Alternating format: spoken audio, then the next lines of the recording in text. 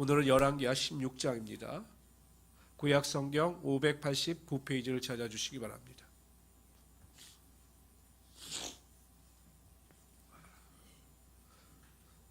구약 성경 589페이지 열왕기하 16장입니다. 열왕기하 16장은 유다 왕 아하스 왕에 대한 이야기입니다. 그런데 아하스 왕은 히스기야 왕의 아버지 또 요담의 아들이었음에도 불구하고 아마 남유다에서 전무후무하다 할 정도로 굉장히 악한 행위를 일삼았던 자입니다. 우리 1절부터 20절까지 한 절씩 읽겠습니다. 르말야의 아들 베가 제17년에 유다의 왕 요담의 아들 아하스가 왕이 되니 아하스가 왕이 될 때 나이가 20세라 예루살렘에 16년간 다스렸으나 그의 조상 다윗과 같이 아니하여 그의 하나님 여호와 보시기에 정직히 행하지 아니하고 이스라엘의 여러 왕의 길로 행하며 또 여호와께서 이스라엘 자손 앞에서 쫓아내신 이방 사람의 가증한 일을 따라 자기 아들을 불 가운데로 지나가게 하며 또 산당들과 작은 산 위와 모든 푸른 나무 아래에 제사를 드리며 분향하였더라. 이때 아람의 왕 르신과 이스라엘의 왕 르말랴의 아들 베가가 예루살렘에 올라와서 싸우려 하여 아하스를 에워쌌으나 능히 이기지 못하니라. 당시에 아람의 왕 르신이 엘락을 회복하여 아람에 돌리고 유다 사람을 엘랏에서 쫓아내었고 아람 사람이 엘랏에 이르러 거기에 거주하여 오늘까지 이르렀더라. 아하스가 아수르 왕 디글랍 빌레셀에게 사자를 보내 이르되 나는 왕의 신복이요 왕의 아들이라. 이제 아람 왕과 이스라엘 왕이 나를 치니 청하건대 올라와 그 손에서 나를 구원하소서 하고 아하스가 여호와의 성전과 왕궁 곳간에 있는 은금을 내어다가 아수르 왕에게 예물로 보냈더니 아수르 왕이 그 청을 듣고 올라와서 다메섹을 쳐서 점령하여 그 백성을 사로잡아 기르러 옮기고 또 르신을 죽였더라. 아하스 왕이 아수르 왕 디글렛벨레셋을 만나러 다메섹에 갔다가 거기 있는 제단을 보고 아하스 왕이 그 제단의 모든 구조와 제도의 양식을 그려 제사장 우리아에게 보냈더니 아하스 왕이 다메섹에게 돌아오기 전에 제사장 우리아가 아하스 왕이 다메섹에서 보낸 대로 모두 행하여 제사장 우리아가 제단을 만든지라.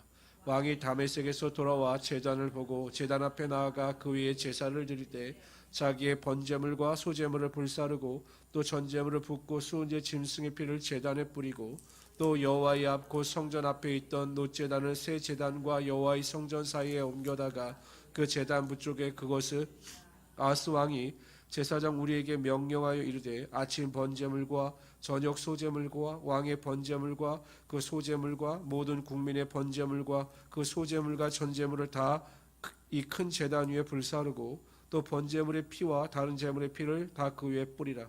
오직 놋제단은 내가 주께 여쭐 일에만 쓰게 하라 하매 제사장 우리아가 아하스 왕의 모든 명령대로 행하였더라.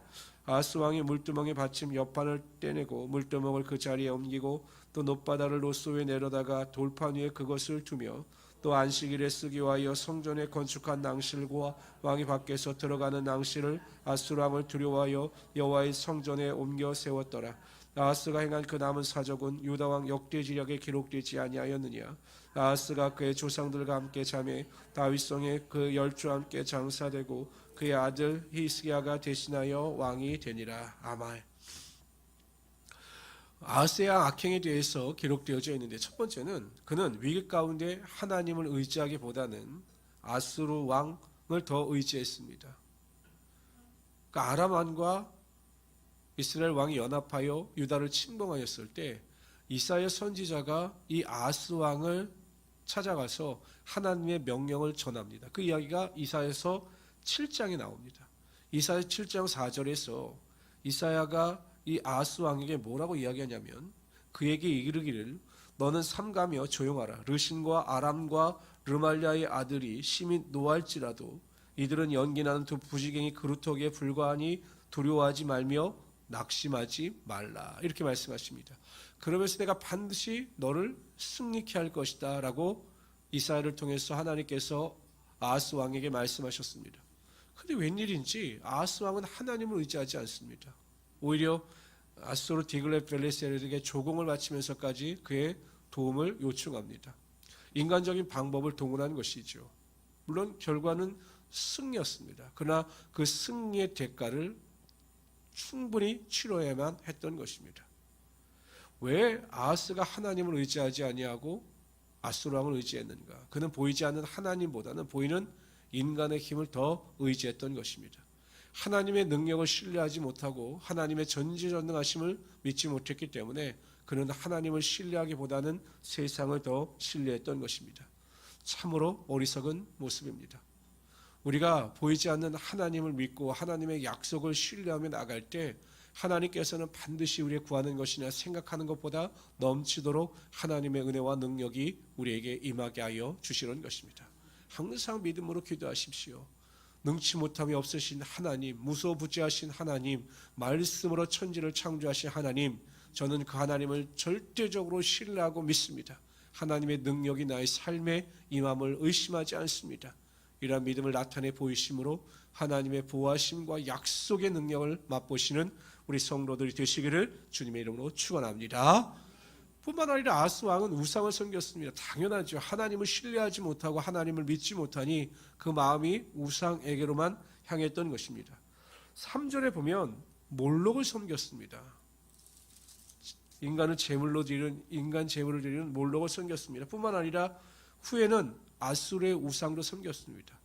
그 아수르의 우상을 섬기는 제단을 그대로 보고서 그것을 제사장 우리에게 보내어 하나님께 드리는 그 번제단을 치우게 하고 그 제단을 하나님의 성전에 세우게 하고 그것을 제사의 도구로 사용했던 것입니다.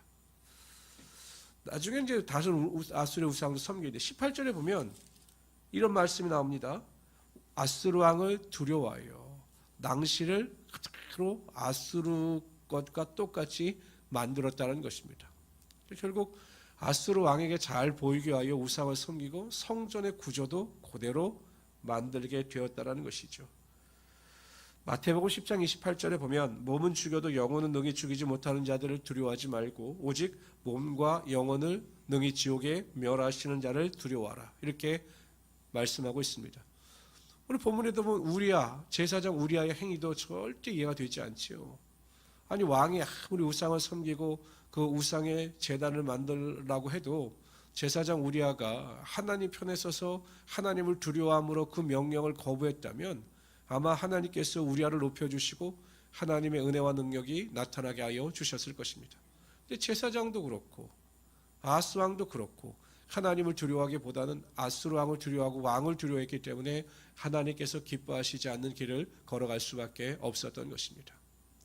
우상을 섬기는 자들에게도 잠깐의 축복과 번영이 임할 수는 있습니다. 그러나 그 축복과 번영이 영원하진 않습니다. 언젠가는 하나님께서 반드시 우상을 섬기는 자들을 심판하시고 사람을 두려워하는 자들을 심판하시는 것입니다. 그러나 하나님을 두려워하여 하나님의 말씀대로 하나님을 섬기며 나가는 자들을 하나님께서 그의 인생의 보호자가 되어주셔서 그 인생을 지키고 인도하여 주시는 것입니다. 그래서 여러분 절대 헛된 것에 마음을 빼앗기지 마시고 전심으로 하나님만을 섬기심으로 하나님의 인도하심을 쫓아 오늘 하루도 승리하시는 우리 성도들이 되시기를 주님의 이름으로 축원합니다.